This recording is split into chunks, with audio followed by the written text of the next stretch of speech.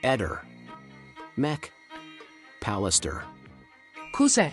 Cosa può significare il nome di questa nota che Liliana creò il giorno 11 settembre 2018 e che modificò il 12 dicembre 2021, alcuni giorni prima di sparire, dandole proprio questo nome? Cosa può voler significare il nome dato a questa nota? Forse IPH e SANS sono i nomi abbreviati dei telefoni in uso a Liliana? E i numeri che seguono? Degli orari? Delle date?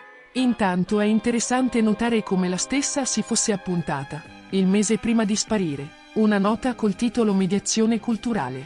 Che interesse poteva avere Liliana di crearsi una nota di questo genere? La mediazione culturale si occupa di facilitare i rapporti tra gli stranieri immigrati e il contesto in cui si trovano, favorendo la loro integrazione attraverso una mediazione linguistica e socioculturale. Quindi Liliana stava prendendo informazioni per aiutare qualche persona straniera ad inserirsi nel contesto di Trieste o la sua era semplice curiosità? Dalle note si evince che aveva anche fissato un appuntamento dal dentista già dal fine ottobre 2021 previsto per il 20 gennaio 2022.